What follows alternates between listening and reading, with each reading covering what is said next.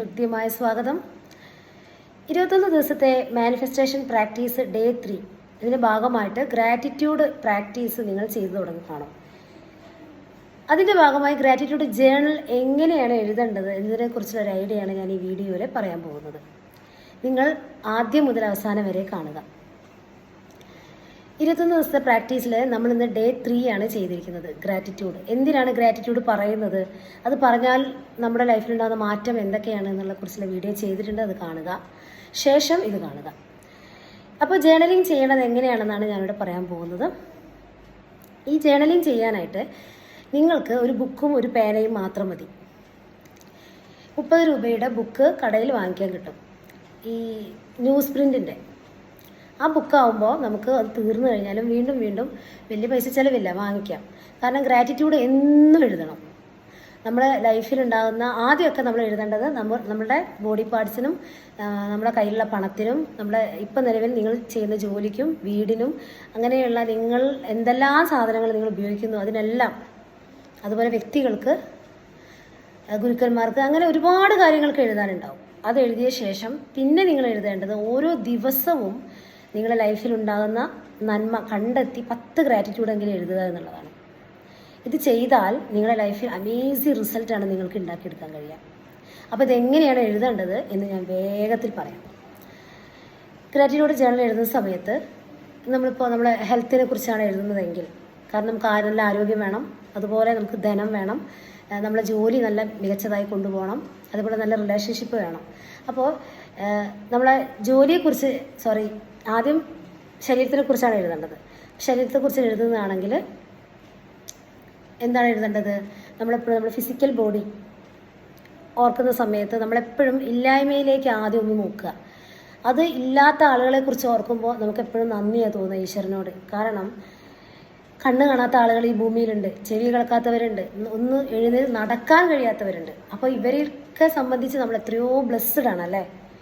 അപ്പോൾ നമ്മൾ എന്താ ചെയ്യേണ്ടത്, എനിക്ക് കണ്ണ് കാണാൻ സാധിക്കുന്നതിന് താങ്ക് യു, കാരണം എനിക്ക് കാഴ്ചശക്തിയുണ്ട്. എനിക്ക് ചെവി കേൾക്കാൻ കഴിയുന്നതിന് താങ്ക് യു. അതുപോലെ എനിക്ക് നടക്കാൻ കഴിയുന്നു, കാലുള്ളതിന്. അങ്ങനെ ഓരോ അവയവങ്ങൾക്കും, ആന്തരിക അവയവങ്ങൾ മുതൽ എല്ലാറ്റിനും നമ്മുടെ ഹൃദയത്തിൽ നിന്ന് വരണം ആ നന്ദി. ഇങ്ങനെ നന്ദി നമ്മളെ ബോഡി പാർട്സിന് പറഞ്ഞ ശേഷം പിന്നെ നിങ്ങളെ കരിയറിന് പറയാം, ജോലിക്ക് പറയാം. ഇപ്പോൾ നിലവിൽ നിങ്ങൾ ചെയ്തുകൊണ്ടിരിക്കുന്ന ജോലി ചിലപ്പോൾ നിങ്ങൾക്ക് ഇഷ്ടമല്ലായിരിക്കാം, ശമ്പളം കിട്ടുന്നുണ്ടായിരിക്കില്ല, ഒരുപാട് സ്പെൻഡ് ചെയ്യുന്ന സമയം, ഇങ്ങനെയൊക്കെ പല പരാതികളുണ്ടാവും. പരാതികൾ തൽക്കാലം അവിടെ നിൽക്കട്ടെ, അതിൽ ഫോക്കസ് കൊടുക്കാതെ ആ ജോലിയിൽ തൽക്കാലം നിങ്ങൾക്ക് കിട്ടിയില്ലേ അതിന് നന്ദി പറയുക. ആ പണം ഉപയോഗിച്ച് നിങ്ങൾ ഒരുപാട് സാധനങ്ങൾ വാങ്ങിച്ചിട്ടുണ്ടാവും, അതിനെല്ലാം നന്ദി പറയുക. അപ്പോൾ നമ്മൾക്ക് പുതിയ പുതിയ അവസരങ്ങൾ നമ്മളിലേക്ക് വരും നമ്മൾ അറിയാതെ. പിന്നെ അതേപോലെ റിലേഷൻഷിപ്പ്, ഇപ്പോൾ നിലവിലുള്ള റിലേഷൻഷിപ്പ് അത്ര നല്ല റിലേഷൻഷിപ്പ് അല്ല, ബന്ധുക്കളായിട്ടും ഇനി വീട്ടിലുള്ള ആളുകളായിട്ടും ഒക്കെ. എങ്കിലും കൂടെ നിങ്ങൾ ആ റിലേഷൻഷിപ്പിന് നന്ദി എഴുതി തുടങ്ങുമ്പോൾ മാറ്റം വന്നുകൊണ്ടിരിക്കും. എൻ്റെ മാതാപിതാക്കൾക്ക് നന്ദി, അതേപോലെ എനിക്ക് തന്നെ നന്ദി, എൻ്റെ മക്കൾക്ക് നന്ദി, ഹസ്ബൻഡിന് നന്ദി. ഇപ്പോൾ ഹസ്ബൻഡൊക്കെ നിങ്ങളോട് ചിലപ്പോൾ പിണങ്ങി നിൽക്കുന്ന അവസ്ഥയിലാണെങ്കിൽ എൻ്റെ ഹസ്ബൻഡിന് നന്ദി. കുറേ നല്ല നല്ല കാര്യങ്ങൾ ചെയ്തിട്ടുണ്ടാവും, അതെല്ലാം ഓർത്തുകൊണ്ട് നന്ദി എഴുതുക. അതുപോലെ ബന്ധുക്കൾ നല്ല രസത്തിലല്ല ഇപ്പോൾ നിൽക്കുന്നത് എങ്കിലും കൂടെ ആ ബന്ധുക്കളെ ഓർത്തുകൊണ്ട് നന്ദി എഴുതുക. അപ്പോൾ അവരുടെ പെരുമാറ്റത്തിലൊക്കെ മാറ്റം വരുന്നത് നിങ്ങൾക്ക് കാണാൻ സാധിക്കും. ഓക്കെ, ഇത് 1-2 ദിവസം ചെയ്യേണ്ടതല്ല, എന്നും ചെയ്യണം. അതേപോലെ വീടിന് നന്ദി, വീട്ടിലെ എല്ലാ വസ്തുക്കൾക്കും നന്ദി. നമ്മളെ കയ്യിൽ ഇപ്പോൾ നമ്മുടെ പേഴ്സിൽ 10 രൂപയാണ് ഉള്ളതെങ്കിൽ ആ പണത്തിന് നന്ദി പറയുക. Okay, money is an energy. അപ്പോൾ നമ്മൾ എന്ത് ചെയ്യും, പണത്തിനെ കുറിച്ച് കൂടുതൽ ഇങ്ങനെ നന്ദി പറയുമ്പോൾ പണം വരാനുള്ള ആ വഴികളൊക്കെ തുറന്നു വരികയും ചെയ്യും. അപ്പോൾ നന്ദി പറയുന്നത് കൊണ്ട് ലൈഫിൽ നല്ല ചേഞ്ച് നിങ്ങൾക്ക് കൊണ്ടുവരാൻ കഴിയും. മാനിഫെസ്റ്റേഷൻ നടക്കണമെങ്കിൽ നന്ദിയുള്ളവരായിരിക്കണം. അപ്പോൾ എല്ലാവർക്കും ഇത് മനസ്സിലായെന്ന് വിശ്വസിക്കുന്നു. അപ്പോൾ നന്ദി ഇന്ന് തന്നെ എഴുതി തുടങ്ങുക.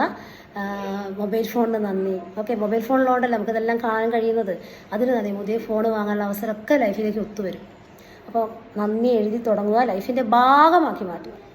അപ്പോൾ 21 ദിവസത്തെ മാനിഫെസ്റ്റേഷൻ പ്രാക്ടീസ് ഡേ 3 ആണ്. അത് കഴിഞ്ഞ് ഡേ 4, അങ്ങനെ 21 ദിവസം പ്രാക്ടീസ് ഉണ്ട്. നമ്മുടെ ഗ്രൂപ്പിൻ്റെ ലിങ്ക് ഡിസ്ക്രിപ്ഷൻ ബോക്സിൽ കൊടുത്തിട്ടുണ്ട്, അതിലേക്ക് ആഡ് ആവുക. അപ്പോൾ എല്ലാവർക്കും നല്ലൊരു ദിനം ആശംസിക്കുന്നു. Thank you.